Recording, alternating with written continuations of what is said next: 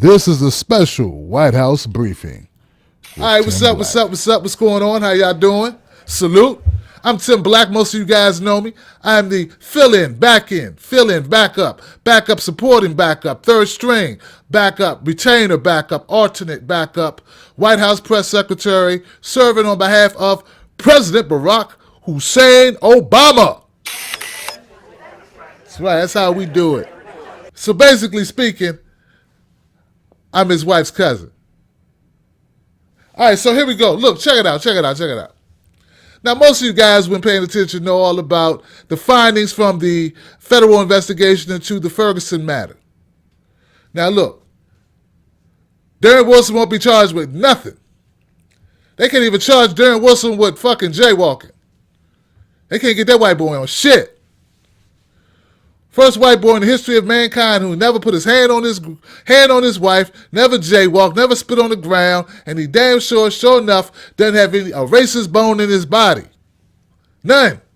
Though he comes from he comes from a police department before he came to Ferguson that was so racist, they had to shut it down and break it up into parts because it was just too much racism in one place.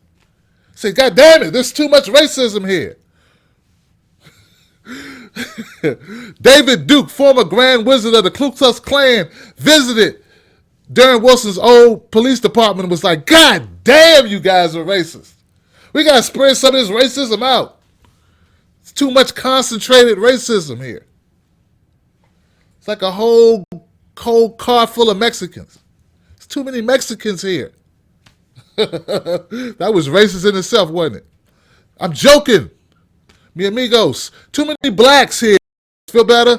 Yeah, I knew you liked that better, wouldn't you? Fuck you. That's why I talk about whoever I want, because I know how you fuckers only get mad when I talk about your group. If I say too many fucking Asians, nobody says shit.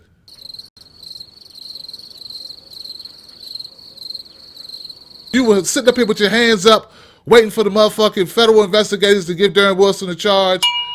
Put your hands down. Before y'all get pissed off, we have the federal investigation results into the Ferguson Police Department. An African-American man was tased for 20 seconds, even though he made no aggressive movements and was unarmed. That's illegal?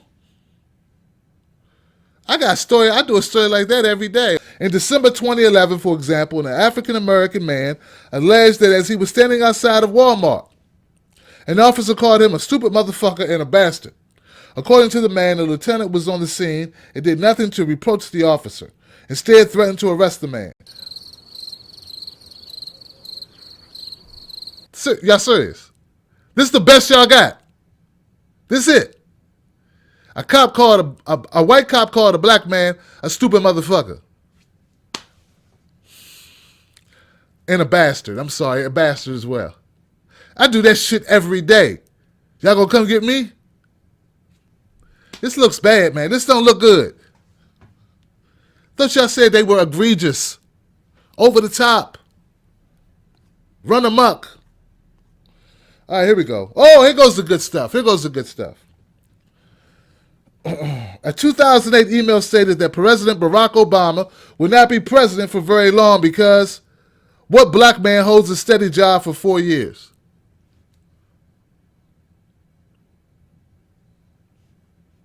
It's fucked up. It's funny, but it's fucked up. A cop sent this? A March 2010 email mocked African Americans through speech and familial stereotypes, using a story involving child support. Oh, shit. One line from the email read, I'll be so glad that this be my last child support payment. Oh, they said it fucked up. Listen, man. I'll be so glad that this be my last child support payment. Month after month, year after year, all those payments. I'm supposed to be extremely offended by that shit. Now, don't get me wrong. I may want to smack a motherfucker for that, but that's not like, come on, man. Come on. They got to have something really fucked up in here, right? An October 2011 email included a photo of a bare-chested group of dancing women, apparently in Africa, with the caption, Michelle Obama's high school reunion. Okay. Oh, okay. Talk about baby girl, huh? You cracker motherfucker. Don't you ever talk about Michelle that way. She went to a school that was diverse. And they wore brassiere. One more. This is fucked up. All right? Don't blame me. I'm just reading it. All right? I didn't write the joke. And if I hear you white motherfuckers repeating it after this, it's you and me. All right? Meet me outside. We can go. All right? A May 2011 email stated, an African-American woman in New Orleans was admitted to the hospital for a pregnancy termination. For y'all dumb motherfuckers, that means she was about to have an abortion. 2 weeks later, she received a check for $5,000. She phoned the hospital to ask who was it from. The hospital said, Crime Stoppers. What's more staggering are the number of black people that they pulled over, other shit. It's not just based on those emails, okay? In all fairness, the shit is based on all the people they pulled over, the disproportionate way in which they did their police work, how they searched and seized and locked up black people a lot more than white people, even though the numbers don't bear that out, okay? So they racially profiled consistently and prosecuted consistently along racial lines to impact negatively the black community in Ferguson. Shit's all by the numbers, but this is my thing, man. And this goes out to Holder and the rest of them. Don't come to me acting like you did your best to do your job. I don't think you did your best to do your job. I think you did what you needed to do to cover your ass and Obama's ass, and to make sure Democrats look good in next year's elections or the coming year's elections. That's the purpose of this fucking inquiry. You could go to every fucking police force probably in the United States and find similar emails between motherfuckers. We all know the majority of cops are not very educated motherfuckers. They do not adhere to the same shit corporate motherfuckers do. And we even know how corporate motherfuckers get down, like it's Sony. Sony got caught with racist emails. This shit exists in every corporation, every company is racially, at least, if not prejudiced, insensitive emails go around all the time. The problem I had with Ferguson is they actually reach out and harm people's lives based on color. They tase, apprehend, detain, lock up, prosecute, shoot, beat, all this shit with color on their minds. You guys are sellout fuckheads. All of you guys are. All of them are sellout. Probably half the fuckers watching this fucking press conference are sellouts. You're a sellout. Obama's a sellout. The fucking everybody's a sellout. Except me. I'm not a sellout. Hold on. What's up, baby? Yeah. I'm on air right now. We're doing a press conference for, you know what's up? Yeah. Yeah, I'll pick you up some tampons. Some pert for your hair. Because you like it bouncy and curly with your blonde hair? Sure, sweetie. You know I'll do that. No problem. Hey, not a problem. I'll be glad to do that. Anything else you need me to do for you? Pick up a big thing of mayonnaise. I can do that. What else? Suntan lotion for our trip. Oh, sure, babe. I'll do that. Okay, see you soon. All right, Black Power, motherfuckers. It's the Tim the Bartender Show, where the drinks are served cold, and sometimes so is the truth. Always real and always Tim the Bartender. Cheers. How y'all doing, folks? My name is Tim Black, a.k.a. Tim the Bartender. You're tuned into the Boss 2 podcast, and I want to welcome you to the 27th edition of this podcast. See, I've been doing this 27 times, this podcast. I got over 600 videos in the can. Ding. Go ahead and score it. Go ahead and call me a G in this game. But you know what? I wouldn't be nothing without y'all. I wouldn't be nothing without the people that watch my videos, the people that support me. So I want to let you know. Salute. I want to usher in a new movement. It's called Team Black. Team Black. Team Black. That's right. Tim Black. Y'all Team Black. Team Black. First people I want to nominate for Team Black are Tom Seacrest. Tom Seacrest, who gave me the story I did in the opening with the Obama thing, the skit I do, White House press secretary. That was Tom Seacrest's story. He sent me that. And this one I'm about to do for my man B Nice. Thanks, B. Because this one's about the church. Now, look, guys, I'm going to read you the story, but let me give you the gist of this. First of all, the black church, particularly, mega churches, mega church, black church. There's a report that's been done over the last 30 years. The report began in 2008, came to the conclusion that over $420 billion has been funneled into the black church. Funneled into the black church coffers, meaning boxes, collection plates, boxes, money, tithing, money that y'all gave. $420 billion. $420 billion. I know a lot of y'all like, what? This here haven't even registered yet. It ain't even hit y'all yet. It's like a man getting kicked in the nuts. It take a minute to settle in. It's like, hey, man, did she just... Yeah, Eddie Murphy hit that one. Let me see if I got another one. It's like walking in and seeing your girl with another guy. It's like, I know I ain't...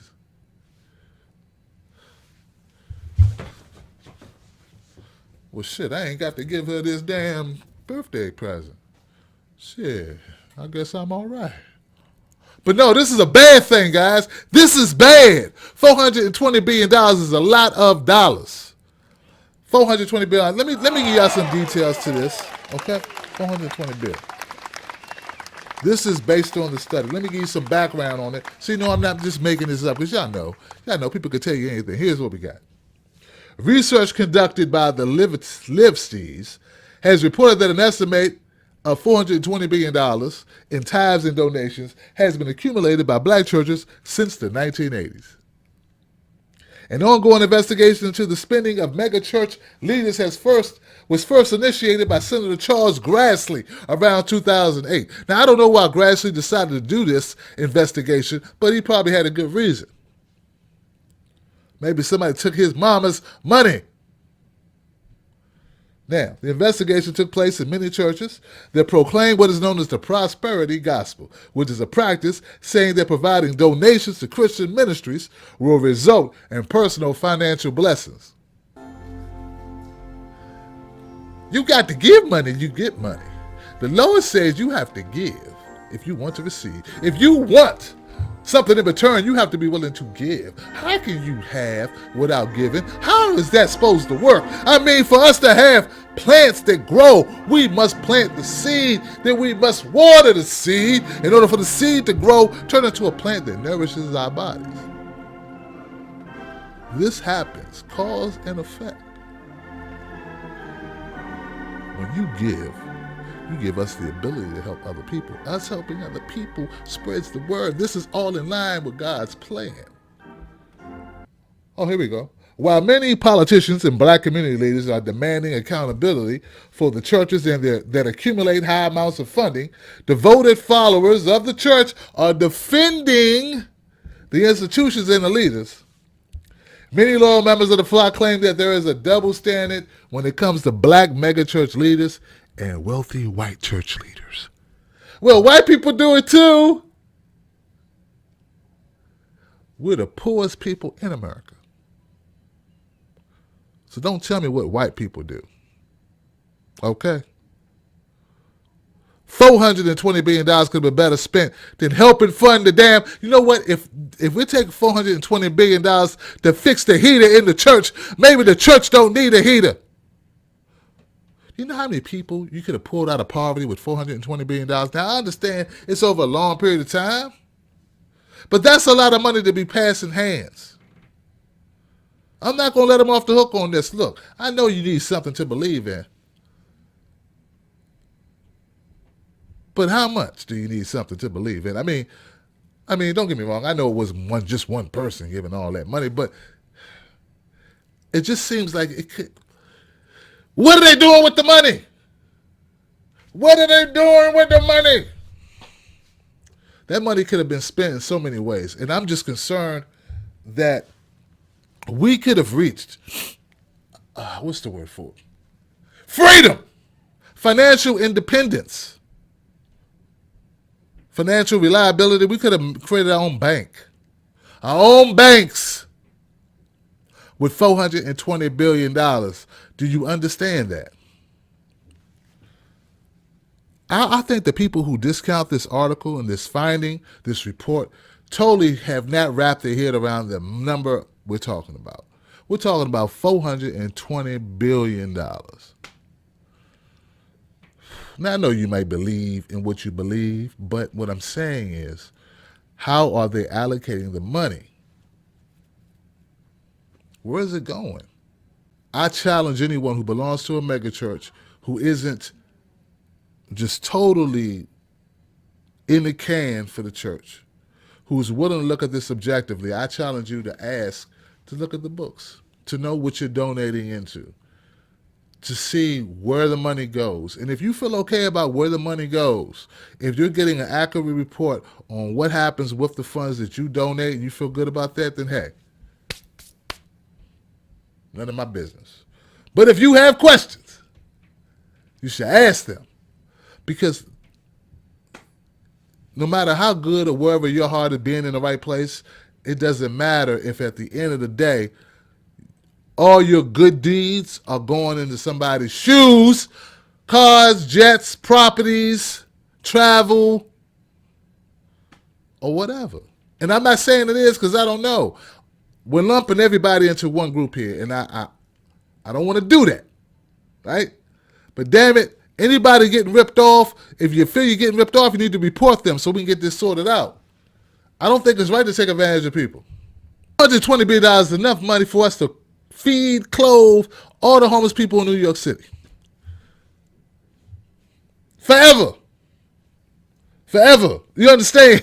Do you understand that? Do you understand how good that would have been? Can we agree on that?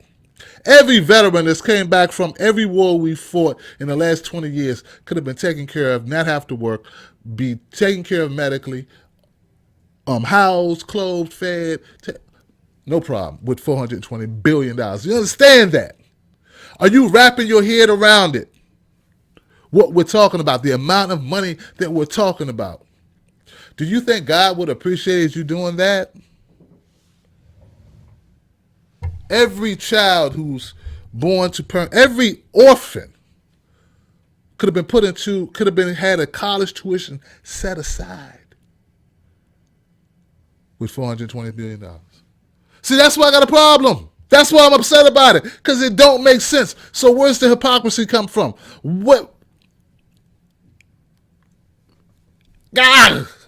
$420 billion. I know some of y'all now the number's starting to sink in. The longer I talk about it, the more the numbers start to sink in. Some of y'all are blinking like 420, 420, 420, 420. Starting to compute it, starting to make sense to me, starting to realize that's a lot of damn money. This motherfucker said $420 billion. Hey, baby, get in here. This nigga said $420 billion. God damn. How much did you get that motherfucker? I know you didn't get that bishop. Did you get that pastor? How much money did you get that pastor? I'm not saying your pastor. I'm saying all of them.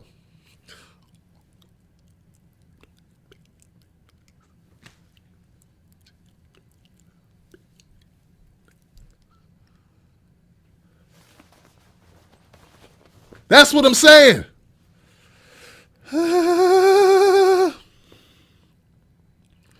Look, man. See, part of the problem is that we're not speaking the right language.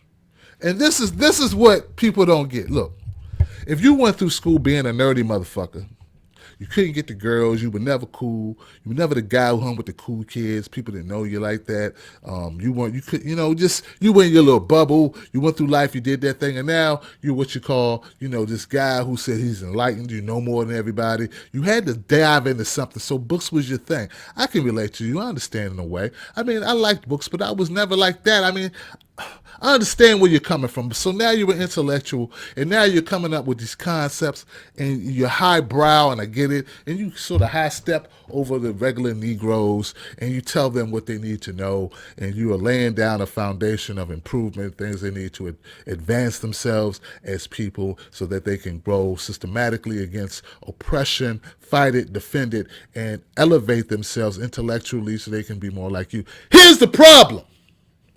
Here's the problem. The only people who listen to you are other nerds. Get it? That's the problem. The only people who are going to listen to you are other intellectuals. Why? Because you are born as hell. Not only are you born as hell, you're condescending. You're condescending. You talk down to people. You make people not like you. You are not likable. But see, you know that, don't you? But you think being unlikable is cool. You think it's okay to be unlikable because you're so smart.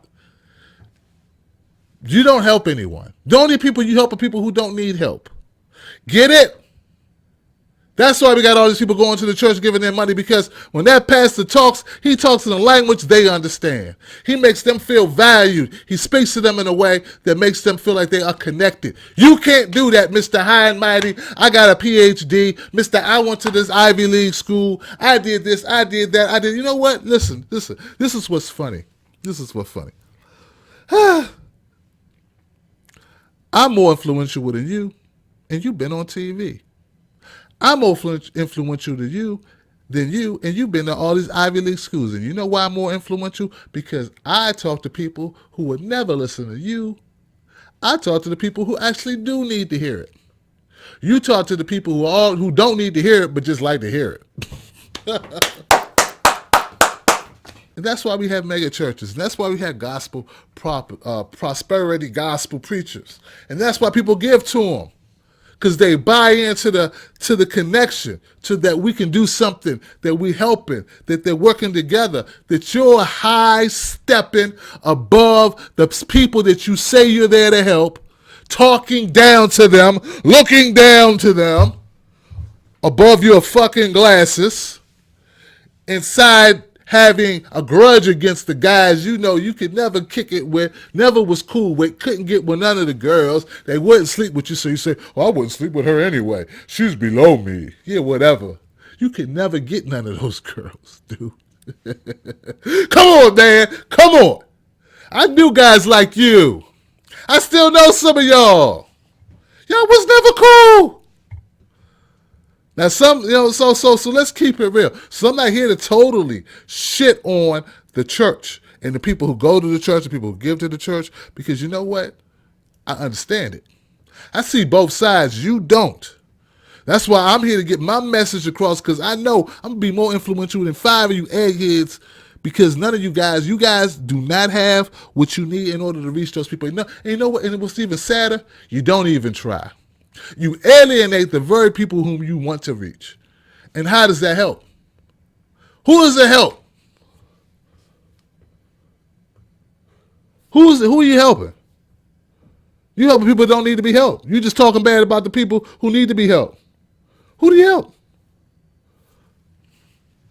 Damn right they need to pull their pants up before their pants fall off their ass. You damn right they need to stop going to jail. You damn right they need to use some type of form of contraception.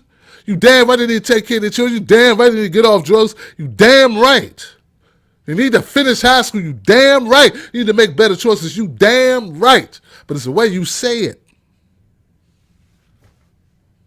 And sitting around being an egghead don't help. So anyway, to this mega church thing, look, $420 billion is a lot of money.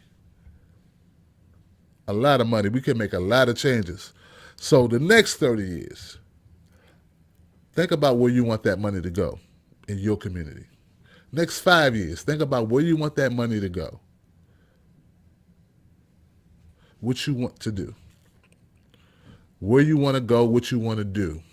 what you see changing in your community. How can we keep these kids on the straight and narrow? How can we help the people who have fallen down? How can we help deal with homelessness, poverty, mental health issues? How can we help with quality of life? How can we help with education? How can we help with opportunities for people in our own communities with this money that we're wasting on these things?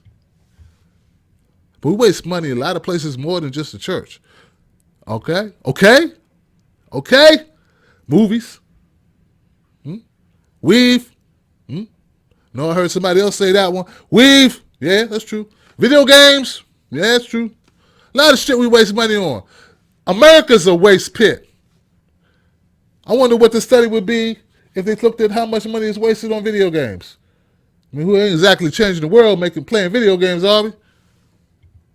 We ain't gonna do a study on that because we don't fuck up that money. We don't mess up that money for Viacom or whoever run that, own that, right? We don't mess up Sony's money, but we'll mess up Creflo Dollar money and T.D. Jakes money and Joel Osteen money. But we ain't gonna mess up Sony's money. Oh no! See, I'm behind it. See, I think about these things when I do stories. Start thinking about it. It's like you can't talk about nothing when you start peeling the layers back. Peel the layer. Peel that layer back, you start seeing the truth. And that truth be bright, be shining like drama. Feel me? Y'all with me? All right, so I'm not here to condemn your faith. I'm here to condemn churches who misuse that money that you gave with good intentions. All right? And it's something worth talking about. And if you feel that this is a question we shouldn't even ask, then I got to ask you, what world do you live in? Because it's not this world. Hey guys, how about we switch gears a little bit? How about we do that? Because I was getting, I sounded like I was getting too, I don't know, man. I felt like I was being a little bit too preachy. You know what I mean? So I want to switch to something a little bit lighter. I couldn't find a real light story though. You see, you know what I'm saying? So I did find a story that's kind of screwed up. Yeah, fucked up. It is what it is, but it's interesting. It's going to be a good story. But look, before we do that, look, if you're listening to this podcast, you can't see me do that. That means you need to go to YouTube. So type in IamTimBlack.com and come on over to Tim's Take Live. Come on over, man, and check out my YouTube channel. Subscribe and get all my stuff with video and audio combined. All right, it's cool if you're on the go and you want to check out a podcast. But it's also better or cool to check out the video because some things you just, you got to see it to believe it. Like this video clip I'm about to show you. All right? Now, also, I need you to go here. See this picture of me right here? This photograph of me right here? I think it's going to be like, let me see, hold up. Let me see. It's going to be like right here. Yeah, there we go. That's me right there. See that? Click that right there. Click that shit right there. Click it. Click right there. And go to my other channel. That's my Tim the Bartender YouTube channel, right? And there I talk about other stuff like celebrity stuff, relationship stuff. I mean, I got some crazy stuff there. I do my judge stuff there, which is what we're about to slip into now. Judge Tim Black. You're going to like that.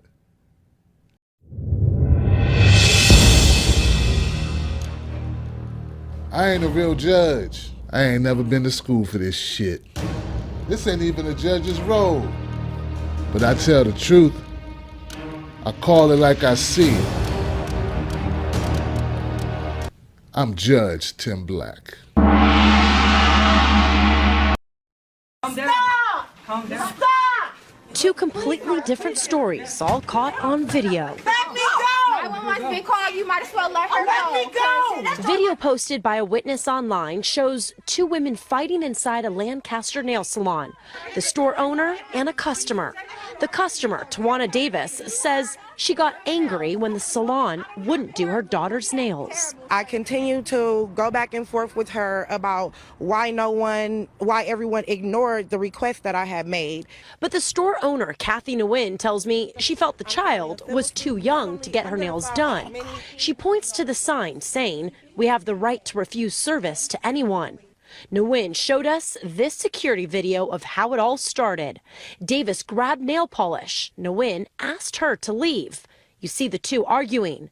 Then you see Nguyen go to grab the nail polish from Davis, but Davis pushed Nguyen, and the fight broke out. She response is, I won't leave if you not finish my daughter. I need the police come here. Okay, I'm staying. During the fight, Nguyen pressed a silent panic button, alerting Lancaster sheriffs. Deputies responded and say they arrested Davis and charged her with robbery. Nguyen says Davis stole that nail polish. Davis says she never took a thing. Davis says she has hired an attorney and plans to file a civil lawsuit. Meanwhile, the Lancaster Sheriff's Department says this incident is still under an investigation. In Lancaster, Brittany Hopper, CBS 2 News. Do you see why I had my reservations at first about doing this story? Because I get tired of doing stories like this that make black women look like shit. But you know what? Tawana Davis has it coming. So let's look at the facts here. Fact. That child too damn young to be getting her damn nails done. Fact. The woman is right. But that's beside the point. The point is, it's her damn nail shop. And if she says she don't want to do the nails, if she says she don't want you to come in, if she says she doesn't want to serve you, she's under no obligation to serve you. Why do I keep seeing videos of black women going in the nail shops fighting? Why don't I see videos of black dudes going in the barbershops fighting? Because black women think they can do whatever the hell they want to do. That's why. You think you own shit. You don't own shit. You have no fucking right to make someone serve you if they don't want to serve you. And why would you want to give your money to a place that doesn't want your money? Think about it. You are trying to force them to take your money. Take your money and go elsewhere. Even if you thought, because I can see that maybe Miss Nguyen, the store owner, was a little short with her. Maybe she was. But that's only because she was hard of hearing. But okay. Maybe Miss Nguyen was too short. Maybe she had an attitude. You know how sisters hate that shit. You got an attitude? Oh, do you have an attitude? I didn't until you just made me have one. You just gave me an attitude. I was cool at first. You weren't in here, I was cool. You came in, you started with the talking shit. Now I have an attitude. And now you're saying, do I have attitude? Yes. And then you the one who gave it to me. So look, man, I don't want to make this all long and drawn out. I don't need to. Look, the baby too damn young. Now your ass in jail, or your ass out of jail. Talking about you going to hire. What lawyer's going to take? You know what? There's going to be a lawyer who's going to take your money to defend you. There will be. Just to take your money. Knowing they're not going to win the case. They're going to want all their shit up front. Come on, let's keep it real, Tawana. You ain't hiring no damn lawyer. You not. You just said that. That's something people say so they don't look stupid. But you still look stupid because you up in this woman's location, up in her store, up in her business, fighting like an asshole. I ain't trying to turn Tim's Take Live into World Stop Hip Hop or some other people's channel. But damn it, this shit got to go. Now look, I think I had another point.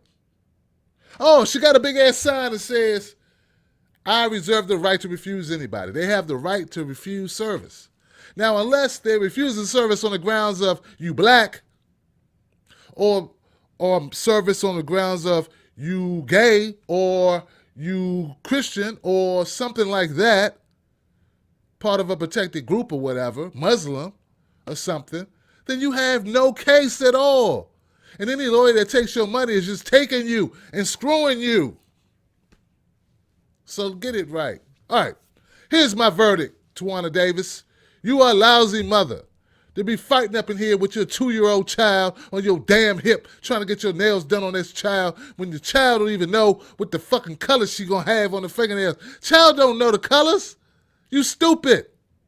So I sentence you to stupidity. I sentence you to go sit, to know what? To take several seats in a corner somewhere, away from the rest of us. Because we're tired of you, Tawana Davis. When we go places and we got to put up with you, we're tired of you when we open up our business and we want to just get through the day. And we got somebody like you coming in who want to tell us how to run our business, who won't leave. We don't want your money. We just want you to leave because you're a hard person to be around. You're a hard person to be dealing with. I sentence you to stupidity. And may you pay whatever fines that come your way for being a bad mother, being an asshole, and being an irritant on the face of life. I'm Judge Tim Black, and that's my motherfucking verdict.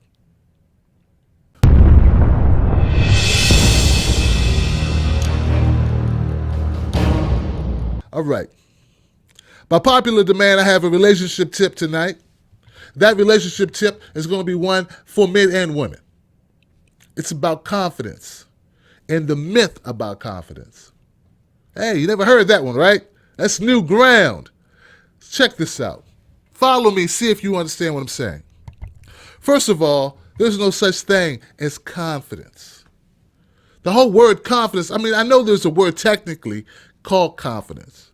But when we talk about meeting people of the opposite sex, or the same sex, whatever your thing is, right? Whatever. When it comes to meeting people that you want to be romantically engaged with, people that you want to fuck, people that you want to date, or people that you want to marry, or people that you want to court, or whatever your goal is with that person. It's not about having confidence. It's about being sure and having certainty that you are good enough for that woman or that man. Get it? It's about you. It's not about them.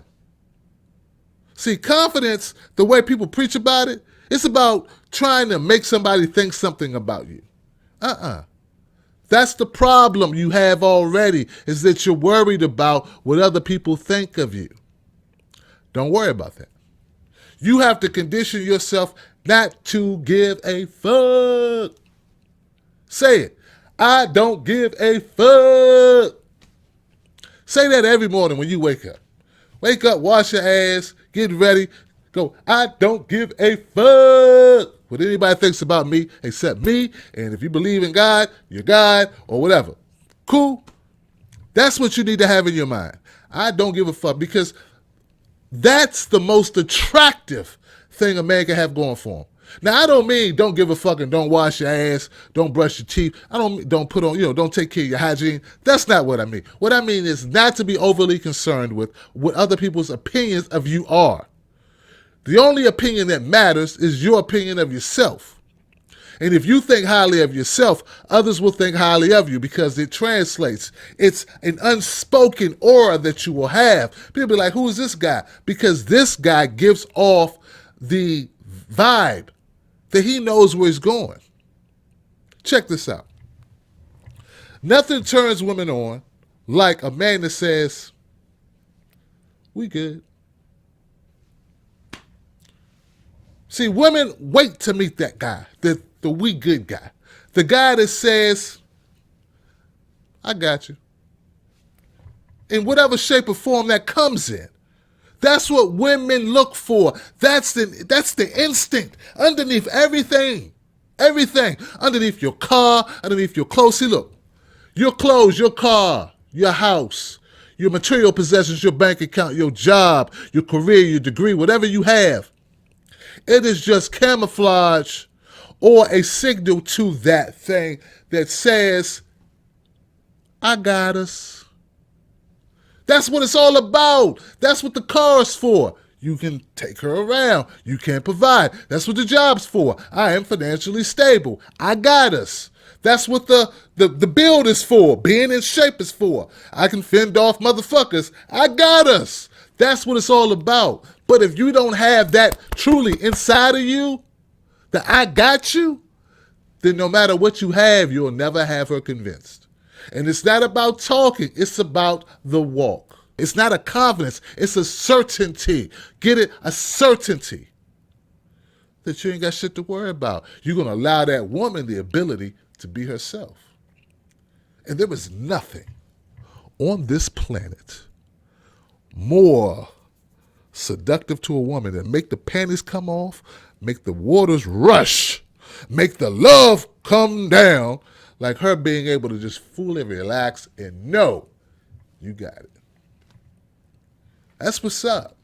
Now, women, what you need to do is always be looking for the nonverbal cues that he's got it, that he's got you, that he is in control of himself, his world. Nonverbal cues, not him talking about it, because see, a man who's really got it, he's a man of few words when it comes to that arena. To that side of the game, he ain't got to try to convince you. It is what it is. Can he handle you? You should be able to tell that by looking at that man in his eye. Does he have a purpose? Does he know where he is going? Is he sure of himself? Does he move with certainty? A lot of women get with the wrong guy. They say, damn, I can't believe I keep making the wrong choices. That's because you don't slow down. You're too busy focused on what you want instead of focusing on what you have at hand. And what you have at hand is a man who has not come into himself yet. He's not there yet. You're not going to get him there. He got to get there on his own. All right? Let him get there on his own, then come at you. That's the mistake that women make too many times. Stop trying to rush that guy. You'll know when he knows. You'll be able to sense it.